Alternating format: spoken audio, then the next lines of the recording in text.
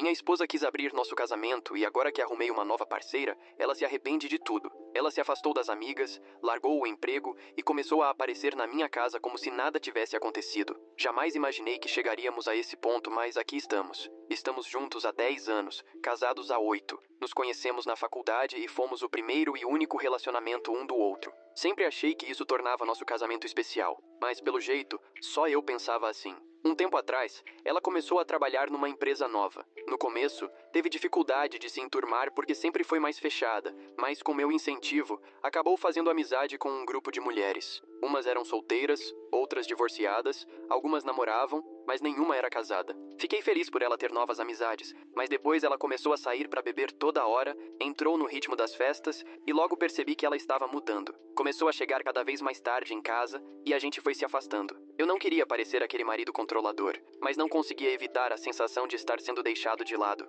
Daí, a empresa contratou um novo gerente, que virou o centro das atenções entre ela e as amigas. Ela começou a falar dele, no começo só de leve e depois não parava mais. Já não era só papo de trabalho. Quando perguntei sobre isso, desconversou. Foi aí que começou a me perguntar se eu não me arrependia de só ter estado com ela. Eu disse que não, que ela sempre foi tudo pra mim. Mas ela ficou com um olhar distante e mudou de assunto. De repente, veio com a ideia de abrir o casamento. Disse que não queria me perder, mas também não queria carregar arrependimentos. Fiquei sem chão. Perguntei se tinha a ver com o gerente. Ela negou, mas não me convenceu. Mesmo assim, não quis insistir. Então aceitei meio contrariado. Assim começou tudo. Ela foi em encontros, teve uns casos rápidos e, depois de um tempo, estava basicamente namorando o gerente. Eu até tentei sair também, mas nunca me sentia à vontade, então passava mais tempo em casa. Ela perguntava se eu estava bem, mas nada mudava. Eu tinha a sensação de estar desaparecendo, até que conheci outra pessoa. Ela tinha acabado de chegar da Coreia do Sul, completamente diferente de tudo que eu já tinha vivido.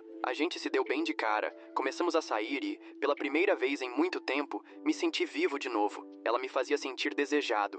Minha esposa percebeu, mas no começo achou graça. Quando viu que era sério, mudou completamente. Voltou a chegar cedo em casa, preparava jantar, aparecia no meu trabalho com almoço e tentava se reaproximar. Mas para mim, alguma coisa já tinha mudado. Eu mal participava, e quando participava, era só para acabar logo. Uma noite, perguntei o que tinha motivado tudo aquilo. Ela disse: "Quero te mostrar que te amo." Não consegui segurar o riso. Perguntei das amigas, do gerente, das noites fora de casa. Ela não respondeu. Foi dormir chorando. No dia seguinte disse que queria fechar o casamento, que se arrependia de tudo e queria que a gente se dedicasse de novo ao nosso relacionamento. Finalmente admitiu que as amigas deram a ideia, que o gerente incentivou, que por um tempo foi emocionante, mas percebeu que o preço foi alto demais. Disse que nunca precisou comparar, que o que a gente tinha era especial, mas agora sentia ter destruído tudo. Falei que não sabia se conseguiria vê-la como minha esposa de novo. Ela desabou e chorou. Só consegui abraçá-la enquanto ela chorava até dormir no sofá. Depois disso,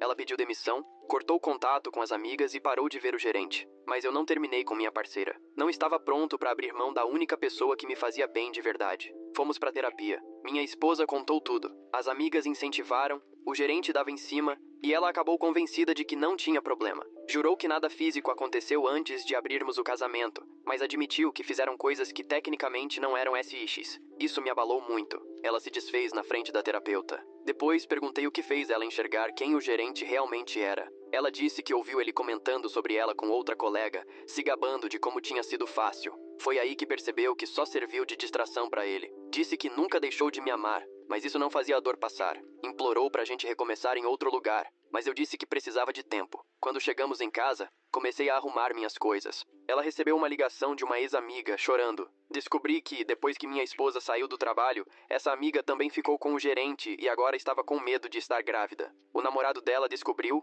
virou um escândalo, tudo porque ela queria experimentar. Desde então, estou morando num apartamento. Procurei um advogado de divórcio por indicação do meu irmão, só para garantir. Por enquanto, não tenho vontade de lutar por esse casamento, e parece que minha esposa percebe isso. Antes de eu sair, ela tentou se aproximar, mas quando recusei, ela gritou: "O que sua amante faz por você que eu não faço?" Não respondi. Só balancei a cabeça e disse: "Se depois de tudo o que aconteceu você ainda não entendeu, então já está claro o rumo do nosso casamento." E fui embora. Depois que me mudei, parecia que uma bomba bomba tinha caído no nosso círculo de amigos. A história da minha esposa se espalhou rápido, mas ninguém soube direito o que aconteceu. Cada versão deixava tudo mais confuso. A antiga empresa dela virou um verdadeiro ninho de fofocas, todo mundo querendo adivinhar quem tinha feito o quê. Depois fiquei sabendo que o RH chegou a chamar minha esposa para uma espécie de inquérito sobre supostos envolvimentos impróprios. Ela me contou com a voz embargada, numa noite pelo telefone. Pelo que entendi, ela tinha sido citada numa denúncia formal, e o gerente já estava sob investigação por outros motivos.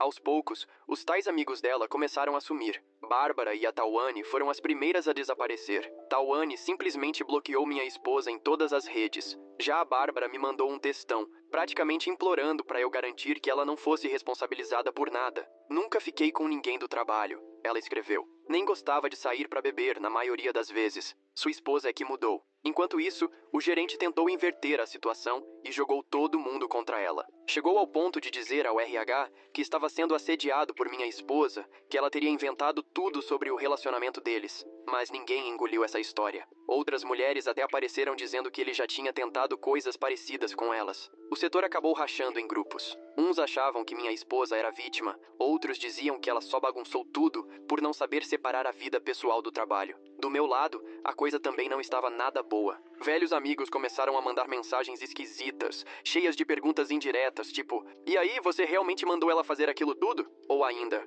"Cara, fiquei sabendo de uns negócios pesados. Espero que esteja bem." Até minha mãe ligou, preocupada, querendo saber o que estava acontecendo depois de ouvir histórias na igreja. Passei semanas tendo que me explicar pra gente que, sinceramente, mal sabia do que realmente se passava. O golpe final veio numa festa a que fui mais por hábito do que vontade. Alguém perguntou: "Então você é o cara do casamento aberto?" Fiquei ali, com o copo na mão, sem saber se ria ou se jogava a bebida na parede. Saí mais cedo e nunca mais voltei. Enquanto isso, minha esposa me ligava pelo menos uma vez por semana, quase sempre aos prantos. Pedia desculpa, às vezes por ela, às vezes por mim. Dizia que ouviu por aí que eu estava namorando firme, e depois implorava para eu não acreditar em nenhuma das coisas que o gerente andava falando dela. Eu tentava ser educado, mas cada ligação era mais desgastante que a anterior. Nosso divórcio se arrastou, mesmo depois de concordarmos em dividir quase tudo de maneira justa. No começo, minha esposa queria que tudo fosse tranquilo, mas assim que chegou a hora dos papéis, ela mandou uma lista gigante de exigências. Queria ficar com a casa, o carro, metade das minhas economias e ainda levar o cachorro. O advogado dela enviou uma carta ameaçando pedir indenização por danos morais se eu não aceitasse. Minha advogada, Marissa, era direta e prática. "Não deixa ela te fazer sentir culpado", disse. "Ela tá fazendo o papel de vítima." Fomos fundo nas contas. Minha esposa alegou que tinha pago mais na entrada da casa, o que não era verdade. Chegou a dizer que eu era emocionalmente ausente, mostrando mensagens minhas em que eu falava sobre me sentir distante. As mensagens eram reais, mas ela deixou de fora tudo o que fez antes de começar a sair com o gerente. Teve uma reunião de mediação em que ela desabou, chorando sobre a solidão e a perda dos amigos. Fiquei com um sentimento misto de culpa e raiva. Culpa porque sabia que ela estava mesmo sozinha. Raiva porque tudo aquilo era resultado das escolhas dela. O mediador perguntou se a gente conseguiria enxergar o lado um do outro. Minha esposa me olhou com os olhos inchados e sussurrou: "Por favor, será que a gente pode só terminar isso para eu seguir em frente?" Eu concordei, mas o advogado dela continuava querendo arrancar mais dinheiro. Em dado momento,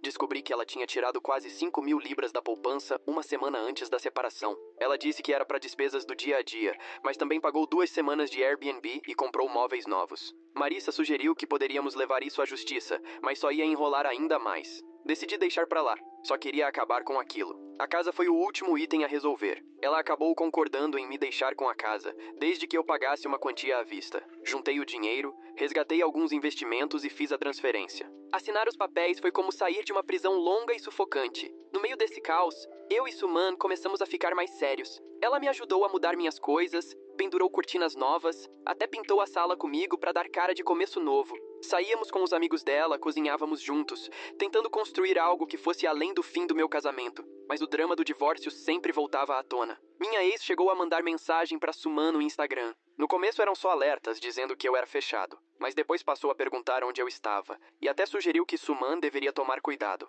Suman me mostrou as mensagens. Riu, mas dava pra ver que ficou incomodada. Tudo chegou ao limite numa noite em que eu e Suman jantávamos e minha ex ligou. Chorava, dizendo que tinha visto uma foto nossa na internet e não acreditava em como eu tinha seguido em frente tão rápido. Pedi desculpa, mas ela nem queria ouvir, só queria desabafar. Desliguei com a sensação de ter traído as duas ao mesmo tempo. Depois disso, Suman começou a se afastar um pouco. Perguntou se eu não precisava de um encerramento com minha ex, ou se talvez ainda não estivesse pronto para seguir em frente. Falei que estava, mas acho que ela sentiu que nem sempre era verdade. Ela confessou que se sentia desconfortável sendo a outra, mesmo eu tendo sido honesto desde o começo. Eu tentava separar minha vida nova do resto, mas parecia que o passado não deixava. Cheguei a receber ligação da mãe da minha ex dizendo basicamente que eu tinha destruído a vida da filha dela. Pedi desculpa, mas ela desligou antes que eu conseguisse dizer qualquer coisa. Suman perguntou se seria melhor ela se mudar um tempo até as coisas esfriarem. Implorei para que ficasse. No fim, chegamos a um acordo. Ela ficou, mas resolvemos ir devagar.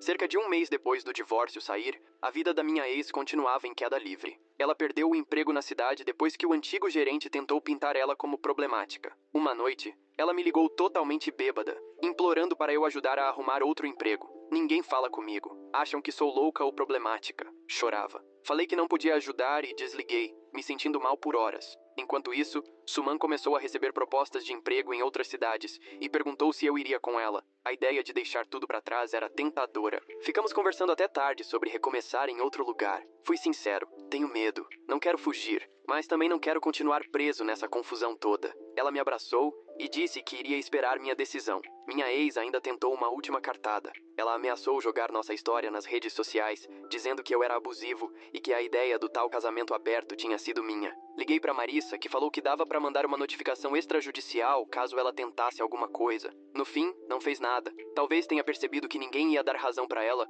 ou só cansou de brigar mesmo. Depois que o divórcio saiu, achei que tudo ia sossegar. Não foi o caso. Tudo começou com um tweet meio indireto, falando de homens casados que convencem as esposas a topar casamento aberto e depois se fazem de vítimas. Teve milhares de curtidas. No começo, nem me toquei que era sobre mim, mas aí a Bárbara compartilhou colocando: tem gente que precisa ler isso. E depois, a Tawane curtiu. Foi aí que caiu a ficha. Depois veio o vídeo no TikTok. Uma menina que trabalhava com elas fez um post chamado "O que acontece quando amizades de trabalho passam do limite?". Não falou nomes, mas soltou umas frases tipo caso corporativo, manipulação emocional e dano colateral. Os comentários viraram bagunça. Alguém juntou as peças e no dia seguinte já estavam mencionando o nome da Suman. Ela tinha um ateliê de arte online, só com peça artesanal. Tudo pequeno, coisa local mesmo. O perfil do ateliê começou a receber comentários estranhos. Chamavam ela de destruidora de lares. Perguntavam como era ser o upgrade. Teve até quem escreveu: ele vai te trair também quando cansar. No começo ela ria, mas depois acabou desativando de vez os comentários. Uma noite, entrei na cozinha e vi ela apagando mensagens, com um olhar de quem já não aguenta mais. Perguntei se estava tudo bem. Ela deu de ombros. Tá tudo bem, é só barulho. Mas eu sabia que não era. Chegou no limite quando a mãe dela ligou da Coreia, chorando, perguntando por que estranhos estavam mandando mensagem dizendo que a Suman tinha roubado o marido de alguém. Foi a primeira vez que vi a Suman chorar por causa disso. Não era soluço nem grito. Ela só ficou na mesa, com o rosto entre as mãos, sussurrando: eu não pedi nada disso. Me senti impotente. Fui eu que trouxe ela para esse furacão. E mesmo sem ter postado nada, sem abrir a boca publicamente, era a minha história que estavam distorcendo. Tentei defender ela nos comentários, mas só piorou. Alguém printou o que escrevi e postou dizendo: clássico de manipulador. Comecei a sentir raiva de todo mundo. Da Bárbara, daquela colega do trabalho, de mim mesmo. Cheguei a pensar em mandar mensagem para minha ex, perguntar se ela tinha contado para alguém, mas não fiz. Eu sabia que não era culpa dela. Era só o resultado da bomba que a gente armou junto. A Suman passou a ficar mais tempo no ateliê. Voltava só bem tarde às vezes. Perguntei se ela queria espaço. Ela disse que não, mas também não disse que sim. Acabei indo dormir no sofá, só por precaução. Um dia recebi uma mensagem dela. Só 3 palavras: precisamos de espaço. Foi aí que entendi de verdade. Por mais que eu quisesse acreditar que o passado tinha ficado para trás, ele ainda estava ali. E agora não era só meu, era dela também. Quando ela fez as malas, não teve briga, nem choro. Ela só dobrou umas roupas, pegou a escova de dentes e avisou que ia ficar na casa de uma amiga. Perguntei se queria ajuda com a mala. Ela respondeu que conseguia. Naquela noite, sentei no chão ao lado da cama, encarando o afundado do travesseiro onde ela dormia. Quis ligar, mas não liguei. No dia seguinte, ela mandou mensagem pra gente se encontrar para um café. Ela escolheu um lugar no meio do caminho entre o ateliê e o AP. Pequenininho, silencioso. Sentamos perto da janela. Tentei sorrir. Ela não. Ela disse: eu te amo, mas sinto que tô sempre vivendo à sombra da sua ex-mulher. Não soube o que responder. Fiquei só ali, com as mãos numa xícara já fria. Ela continuou: em todo lugar que vamos, Já é um lugar onde vocês estiveram. Toda vez que citam seu nome na internet, eu sou arrastada junto. Eu não pedi por isso. Achei que a gente estava construindo algo, mas parece que só estou te ajudando a sobreviver aos destroços. Falei que entendia. Ela fez que sim, mas o olhar mostrava que sabia que eu não entendia de verdade. Decidimos passar um fim de semana separados. Não era um fim, só um tempo. Depois que ela saiu, revirei o armário e achei uma caixa da mudança que nunca tinha aberto. Tinha recibo velho, umas fotos, o cardápio do restaurante onde eu e minha ex comemoramos nossos 5 anos. Sentei no chão, segurando o cardápio, tentando entender onde foi que eu me perdi. No dia seguinte, dirigi até o bairro onde a gente morava. A padaria tinha trocado de dono. O parque agora tinha espaço para cachorro, mas o prédio era o mesmo. Não entrei, só fiquei olhando de longe. Lembrei das nossas brigas por causa da roupa, dela esquecendo o timer, dos domingos de manhã, ela lendo no sofá enquanto eu fazia ovos. Lembrei da noite em que ela falou de casamento aberto pela primeira vez, tão calma, como se tivesse ensaiado. Depois fui no supermercado antigo, andei pelos corredores, vi o cereal que ela gostava e senti um vazio. Não era por saudade dela, mas porque percebi que boa parte de quem eu era tinha nascido naquela relação e ainda estava preso lá. Voltei para casa no silêncio, sem ligar o rádio. Quando cheguei, o AP parecia vazio, mesmo com as artes da Suman nas paredes, mesmo com as pantufas dela na porta. Me dei conta de que não queria só ela de volta. Eu queria ser aquele eu do começo, o que fazia ela se sentir escolhida, não puxada para um resto de história. Naquela noite, escrevi para ela. Não pedi para voltar, não supliquei. Só falei a verdade, que ainda não tinha superado tudo, que estava tentando, que queria que ela voltasse não porque eu precisava ser salvo, mas porque eu queria merecer ficar com ela. Ela não respondeu na hora. Quando respondeu,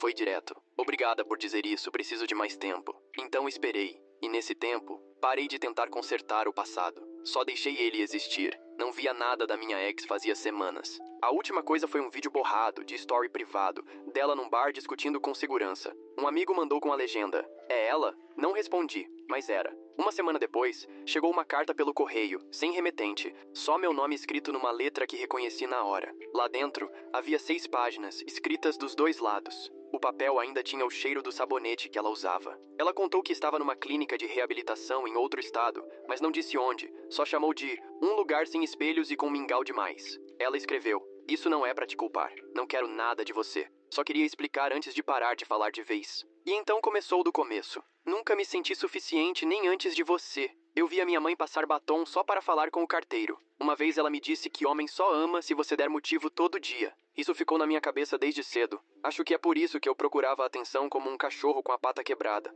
Não importava de onde vinha. Eu só precisava saber que ainda tinha. Ela admitiu que passou a beber mais durante o casamento. Disse que, na primeira vez em que ficou completamente bêbada com os colegas do trabalho, acordou apavorada e mentiu pra mim dizendo onde tinha estado. Você sempre acreditou em mim. Isso só piorou as coisas. Contou que nunca planejou se envolver com o gerente, mas a atenção, os elogios, o jeito como ele fazia ela se sentir como se não tivesse envelhecido 10 anos de casamento, tudo isso foi se acumulando. Eu fiquei viciada em ser desejada. Não em ser amada, só em ser desejada. Tem diferença, e eu só percebi quando já era tarde demais. Ela falou sobre a noite em que viu eu e Suman online. Disse que de início nem me reconheceu, que eu parecia alguém que tinha desistido. Isso me fez me odiar, não porque você seguiu em frente, mas porque percebi que você estava livre, e eu ainda presa num ciclo que eu mesma criei. A última página foi a mais pesada. Espero que ela seja boa pra você. Espero que você deixe ela te amar sem ficar testando o tempo todo como fazia comigo. Eu sei que te machuquei, sei que destruí tudo, mas por mais que não valha muito agora, eu realmente te amei. Só que mal, só que do jeito errado. Não quero mais fazer parte da sua história, mas obrigada por ter feito parte da minha. Não tinha assinatura, só uma frase no fim. Por favor, não responda. Fiquei um tempão sentado com a carta no colo. Não chorei, não rasguei. Só lia aquela frase, outra vez e de novo, tentando entender se era um pedido de perdão ou uma punição. No fim, guardei no envelope e tranquei numa gaveta que não era aberta desde que a gente se mudou. Nunca mais ouvi falar dela. Os meses passaram. Suman voltou devagarzinho. Sem cenas, sem reencontro de filme. Simplesmente entrou uma noite, jogou as chaves no balcão e disse: "Trouxe o jantar." Não perguntei se ela ia ficar. Só pus a mesa. A gente quase não falou sobre o passado, pelo menos não logo de cara. Ela focou no trabalho. Eu me ocupei ajudando meu irmão com uns projetos em casa. Dormíamos juntos, mas sempre havia um espaço entre nós. Não era só físico. Era como se os dois estivessem esperando para ver se ainda cabiam um no outro. Até que um dia recebi mensagem de um amigo em comum. Minha ex tinha saído da reabilitação. Estava morando com a prima, se recuperando. Não respondi, mas fiquei pensando nisso mais do que deveria. Na semana seguinte, passei na frente do café que a gente sempre ia. De repente, resolvi entrar. O lugar continuava igual. Sentei, pedi a bebida preferida dela e mandei uma mensagem. Não quero mexer no passado, mas se um dia quiser conversar pessoalmente, pela última vez, acho que estou pronto. Ela respondeu mais tarde naquela noite. A gente se encontrou num parque, um lugar neutro. Público o suficiente para não virar drama. Ela estava diferente, não pior, só menor. Como se a vida tivesse apertado tudo dela e agora ela estivesse começando outra vez, ainda um pouco enxaguada. Ela sorriu quando me viu. Achei que você não vinha, eu disse. Eu também tive medo de vir. Sentamos num banco, olhando crianças de patinete e cachorros correndo. Ela perguntou como eu estava. Falei a verdade, que estava cansado, mas bem. Ela assentiu. Faz sentido. Conversamos sobre tudo e nada. Reabilitação, busca por trabalho, como a prima virou terapeuta sem querer. Ela disse que começou a escrever num diário, que estava aprendendo a conviver com o silêncio. Falei da carta, que li mais de uma vez, que não estava mais bravo. Ela disse que isso já era tudo o que podia esperar. Depois, soltou uma frase que ficou comigo. Não quero ser perdoada, quero ser compreendida, mesmo que já seja tarde demais. Eu disse que entendia. Antes de ir embora, ela perguntou se podia me dar um abraço. Foi o momento mais humano entre a gente em anos. Sem tensão, sem desejo. Só um instante tranquilo entre duas pessoas que já compartilharam demais para serem estranhos, mas não o bastante para ainda serem amantes. Quando cheguei em casa, Suman estava pintando na sala. Olhou para mim e perguntou: "Você foi?" Eu disse: "Fui." Ela não parecia magoada, só curiosa. "Agora você sente que acabou?" Eu assenti. "Sinto sim." Ela voltou para a tela. "Então vamos parar de arrastar fantasmas." Naquela noite ficamos acordados até tarde, sem falar do passado, sem planejar o futuro,